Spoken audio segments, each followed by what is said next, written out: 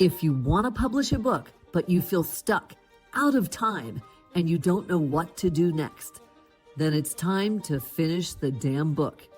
Here's your host, Susie Schaefer.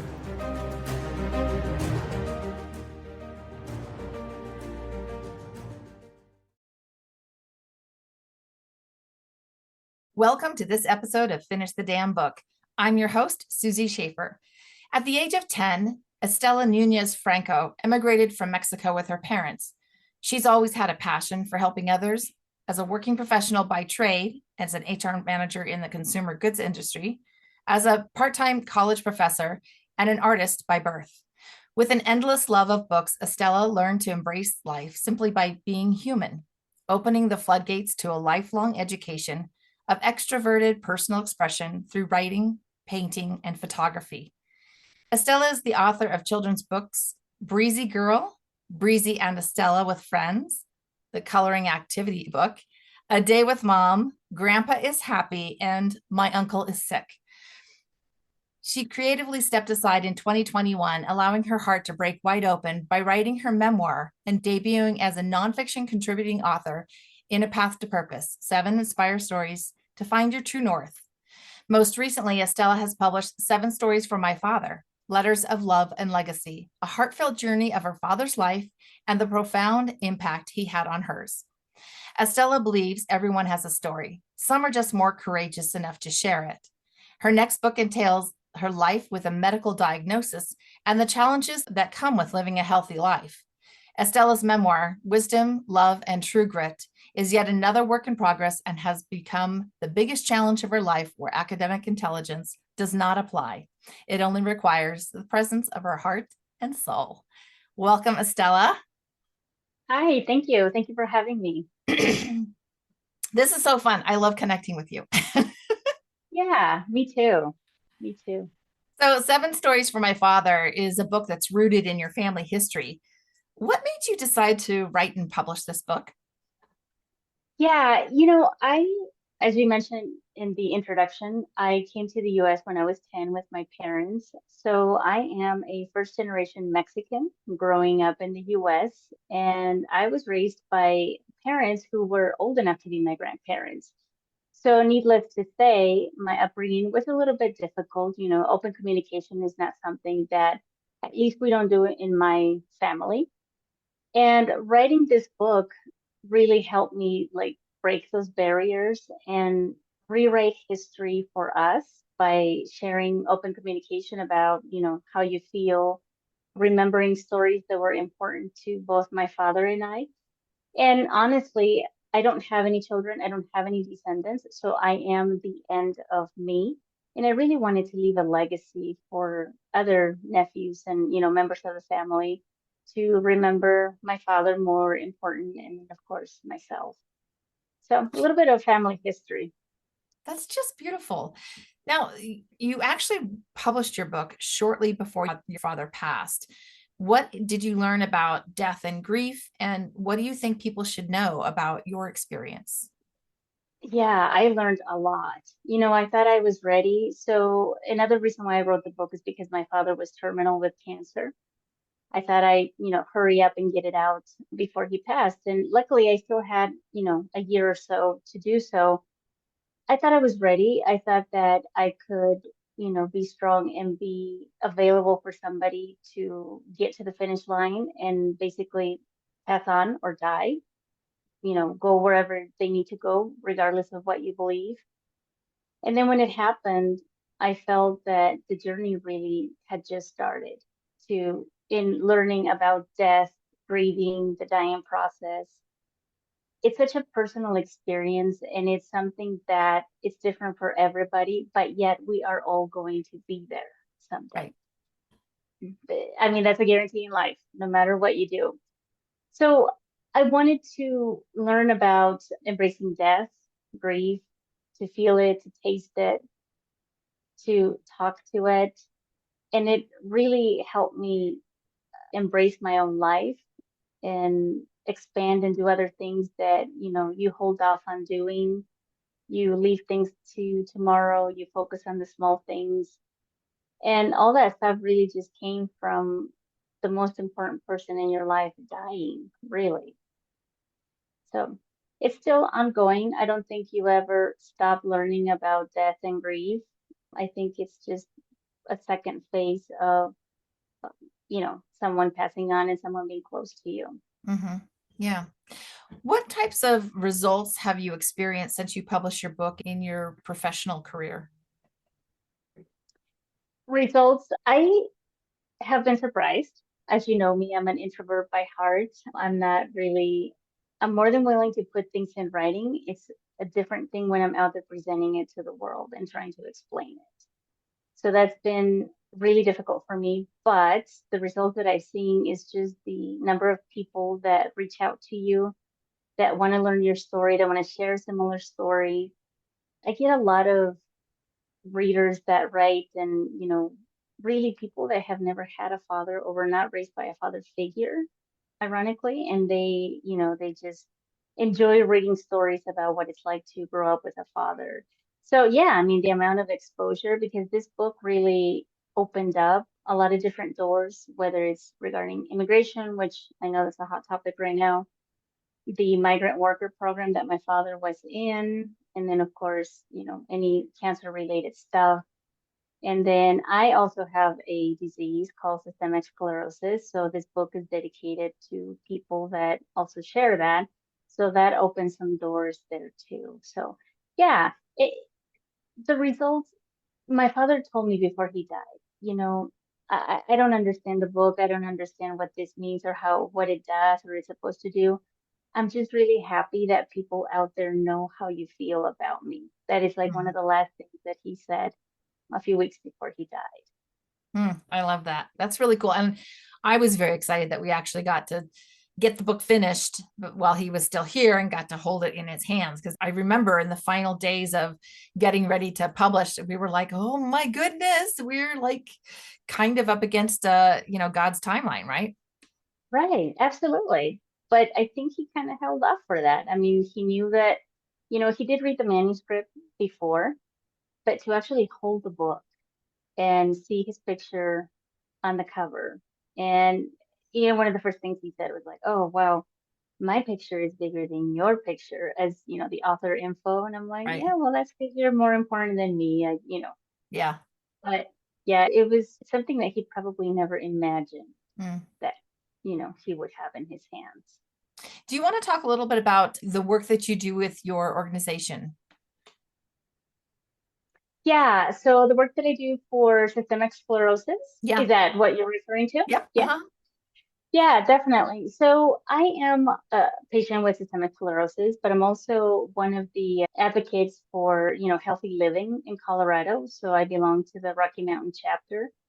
And, basically it's just creating a life of awareness around the disease. And as of now, there's no cure, but there are ways that you can manage it to help other people, lead a pretty healthy, normal life, whatever that may be for you.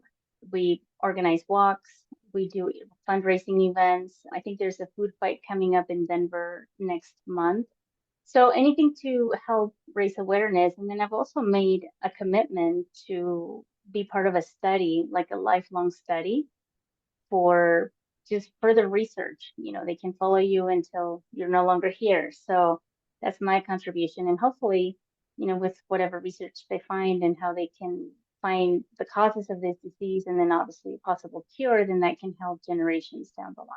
Yeah, absolutely. And that's important work. I think regardless of what the diagnosis is, being able to help champion better health for other people. Yeah, even if you don't have a terminal illness, because I mean, at the end of the day, we're all terminal. But if you can just lead a healthier life and just be happier, that is really all that matters, whatever that means for you. Right. Yeah. I think the health topic is going to be very, very important going forward. We're already seeing a lot of that with the work that RFK Jr. is doing. And so I think it's the awareness of how can we become healthier and live better lives and longer lives and not have to have these, chronic diseases and diagnoses that because maybe they were preventable. We just don't know yet. Correct. Yeah. Yeah. Yeah, absolutely. So when you were writing and publishing your book, did you have any spiritual experiences that happened during that? I did, yeah. I'm a big believer in that. I mean, I was, raised Catholic just like 95% of Mexico. So you always grew up being very careful about that. However, ironically, I had pretty open-minded parents when it came Mm, to that because growing up in northern Mexico in ranches, at least for them, that was like a whole spiritual experience in itself. They always believed in other beings, shamans, healers, da da da, especially growing up in the desert. So I've always been in touch with either people who can communicate, mediums, people who read cards and so forth. So as I started writing this book, I really just reached out to ancestors and specifically my father's father, whom I've never met because they were so much older than me.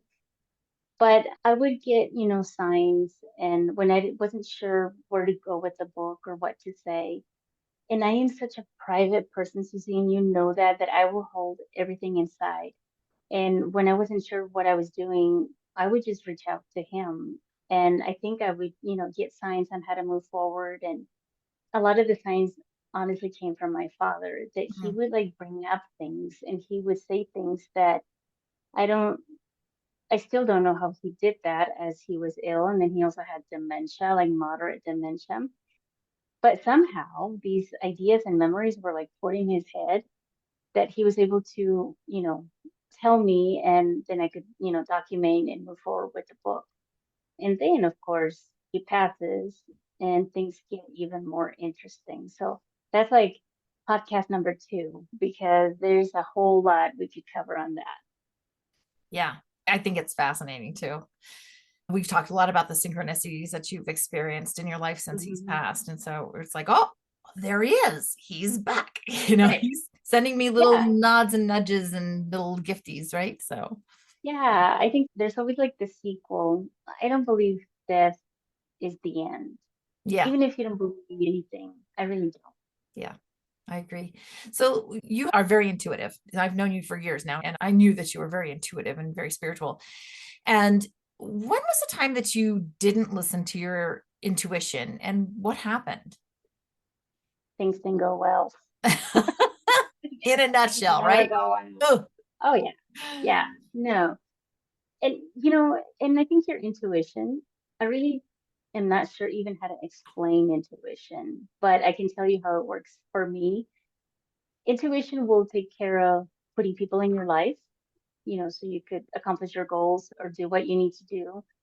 Even if things look good at the beginning, then, people in your life are there to give you a lesson, teach you something, show you something, etc.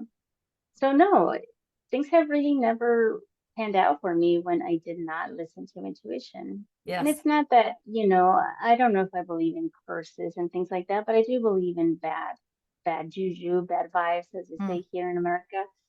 And your intuition's never going to be wrong. I can tell you that. Is there an indicator for you that knows that it's your intuition talking to you? Yes, because usually the idea or the thought or whatever, the next step, it'll come with a tremendous amount of peace Mm, and almost surrender. But it doesn't mean that that's the choice that you want to make. You right. know, Even if you know that that's what you have to do, it's going to either cutting cords or whatever, it still has a lot of peace around it. So then you're making the right choice and you should listen to Hmm. Yeah, I like that. Okay, speaking of intuition, what do you say we pull 3 cards? it. Yeah, let's do it. Okay, let's just see. Is there something that you would like to ask, a question, something for maybe the collective or for you personally? For me personally, do I ask out loud? Yeah, sure. Let's let our audience hear what question you're going to ask and see what the answer is. Yeah, so I'm working on my next book, which, as you mentioned, has to do with my personal disease. And of course, this is a disease that's been in the making for like 30 years. I started as a teenager. However, it's been taking me a while. So my question is, am I on the right path? Mm, that is a great question. That is a great question. Let's see what the cards say for Estella.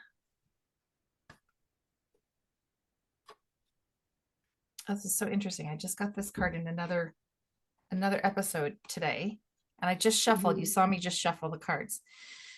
The card number is 21, which is 3. 3 is the number of the teacher. You are a part-time teacher, but also you're very, very wise. And so I'm getting, the card is clean it up. So what I'm getting is that this book is actually really going to help you step into that teaching and educational role about the disease and about how to manage it and handle it and provide resources for your audience. The clean it up is really about, you may need to refocus your energy and clean up your energy a little bit around this book. Maybe make this a practice again, a writing practice, so that you get back to it. Even though the picture on the card is of an elk or a reindeer, it looks like an elk to me. The elks are they're very stable. They're very grounded, right? So, but this also has a past life timeline in it for you. So it's saying, don't be afraid to like speak your truth and go back to that book and clean up the energy around that, because there may be some things that when you refocus on it, it's going to move forward faster for you. So that's good. I like that. Oh, you got an 18 card. 1 + 8 is 9. 9 is the end of a cycle. So if you're feeling stuck right now, that's over. It's done. Okay. So you got the serendipity card, and you can see the colors on this card are pink and green. So pink is the vibration of love, which is like rose quartz. So maybe wear some rose quartz. Green represents heart chakra, but green is also the color of money, and serendipity is about good luck and abundance and those types of things. So I'm feeling like when you kind of embrace your heart in this whole situation with writing this book, that you are going in the right direction. You just need to get back to it. It just feels like it's okay.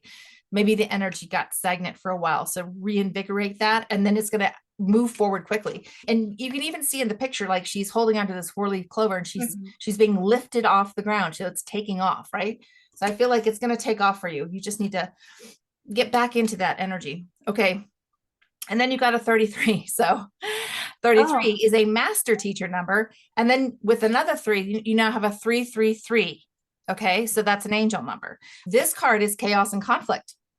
So what I get from this is it's actually a zebra that's wearing a giraffe's coat, and you have giraffes behind you right now, which is a really interesting synchronicity. Okay. And what the zebra is doing is shedding the giraffe's skin, saying, I no longer can hide. I have to be authentic, my authentic self, and love me or hate me, whatever.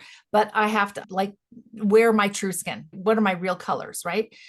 There's also something too. At one point, you gave me a giraffe bracelet. Do you remember that? Okay. Yeah. I still have it. So that's interesting. So, okay. So another synchronicity, the giraffe is very much a spirit animal for you. So tap into that. And the giraffe has a very long neck. So the giraffe can look over and see what's on the horizon, what's coming, right? So even though this may feel like chaos and conflict, it's a past life connection. You've been here before. You've done this before. You know what to do. You just have to shed the coat and be your true zebra, unique unicorn self, right? Great. Yeah, absolutely. I say you got to get back to that book. Based on those cards. That is fascinating, right? Oh my gosh. I know. Very cool. It's crazy. Yeah. Good cards. Good cards. Yeah. Well, giraffes, that's my character in my children's books. And I think you sent me a giraffe too. You sent me a little statue that says stand tall. Yeah. Yep, that's right. I forgot about the giraffe in your children's book too. So yes, I think you need to go find yourself a little giraffe or something. Oh, and I even have a giraffe sitting on my shelf over here. That's so interesting. Yeah, that is crazy. Yeah. Yes. So definitely tap into that giraffe energy. So oh my gosh, that's so fascinating. I love it. And you mentioned the 333. I don't know if you recall when I clicked send to get ready for the podcast, it was 333. So though that's right. Okay. So I'm looking that up right now just because I want to. Okay. The 333 angel number is a powerful message of support, encouragement, and growth, signaling that your spiritual guides and the universe are present and guiding you. It encourages you to trust your intuition, step into your personal power, and express your creativity. Writing. Seeing 333 can also be a reminder to find balance in your life and to take bold action, knowing that the answers you seek are within you. So just like the zebra that's shedding the giraffe skin, saying, I just got to be me, right? Yeah. I love that. I love that so Me much. too. Oh my gosh, I that's so cool. know. Yes. So it's fun that you're working on another book. I'm very excited about that. What else would you like to share? Any words of advice or wisdom? Yeah. Words of advice. I mean, I definitely don't have credentials to give advice, but for Yes, any you authors out do. there, well, you know what I mean. I'm not a psychologist. That's more of what I meant. But yeah, if anybody's interested in writing a book or anything like that, I say call Susie Schaefer. Like that is my advice because I could not have done it without. Oh, you're so sweet. Um, And she did not pay me, or I did not pay no, her to say no. that. So we should probably tell people how we met. So I live in a town in Colorado, and you and I connected through LinkedIn, and you lived in the same town, but we never met while you were here. And I Exactly. recognize that prefix on your cell phone because that is, our prefix around here. So probably what, 20 years later, Right. you're a few states away from me. So no, and at the end of the day, you mentioned that I teach part-time, so I am a business teacher. I went to school for finance and so forth, and I understand the business side of things. And because of that, I understand the importance of hiring, seeking help from a good quality person, a master who knows what to do when it comes to publishing. Because as authors, I can throw you numbers until the cows come home.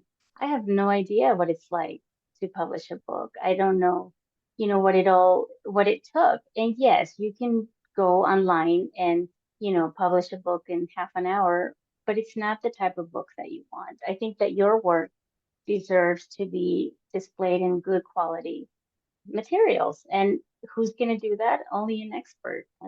That is just the way it is. Yeah. It makes business sense. Yeah, exactly. I've always said, we don't do our own dental work. So why would you try and publish your book by yourself? It's just too hard. It's not, most people don't even know the questions to ask. And so having a trusted team of people that can help you with that is critical. I really loved with your book, with your 7 stories for my father, with that book, I really loved how creative we were able to get with the cover. So the cover has your dad's Yes. picture on it, but you did these handwriting, did handwritten letters that we actually used to create the background for the cover of the Mhm. book, which I loved having your actual handwriting on it. It's just so fun and creative. Right, right. And that can only happen when you have the people around you that can do that. You have book cover specialists, and I'm not quite sure what, the official title is, but you have this network of people that you can tap into to get that done. And it's all under one roof. So I really love that Yeah. you're the main, point of contact, and then you can just make it happen. And that Yeah. is really, even if like when the book first came out, even if I had not sold one copy, which, whatever, I still had a good quality product and I was still proud to display it at a book signing. It was good work. It was high quality. It was, pristine. I mean, and that's really, then you can be, if that's your gig, then you are not going to be ashamed sitting at a Barnes and Noble or sitting at any of these other places that have the same quality of books. Right. Because if you're going to sit at those tables, you better be ready. So, Yeah. And the other thing that I love that you did was that you published it in your native language of Spanish, which I thought was yes. brilliant. Yeah. Yeah. And I think, moving forward, I think anything that I publish is going to be both English and Spanish. It is so important to preserve your heritage. And if you're a lucky person that can speak more than one language, really utilize that because you really never know who you can reach in your other language. So, Yeah. yeah, no. And there are some things that, even though the book is identical in English and Spanish, that's another thing that readers have brought up. When a bilingual reader, when I read it in Spanish, it just gave me like a whole different feeling, and here's why. But I grew up in the US, so then I read it in English and I'm like, oh, okay, I can relate to that too, even though it's the same book. but Right. you get like different feelings. Yeah. Yeah, absolutely. So, how can people follow you on social media and follow your journey and just be ready for when your next book comes out? Yeah, so you can go on my website, which is estelanunezfranco.com. It has all my contact information. It has all the books that are available, and you can contact me directly. So yeah, just go to the website. Awesome. Well, this was fun. Thank you for Yeah, being here thank today. you. I'm going to go Yes. look for some giraffes now. No, I couldn't believe that. That's wild, right? I know. Yes. Crazy. Well, thanks for being here, and I will see you soon. Alrighty. Thanks, Susie. Bye. And if you found this interesting, I encourage you to join me for the next episode. And be sure to subscribe. Every week, one lucky listener who subscribes and posts a review on Apple Podcasts or iTunes will be entered into a drawing for the grand prize, a private VIP day with me, valued at $25,000. So be sure to subscribe and post a review. Until then, keep on writing so you can finish the damn book. We'll see you next time. So that's it for today's episode of Finish the Damn Book. Head on over to wherever you listen to podcasts and subscribe to the show.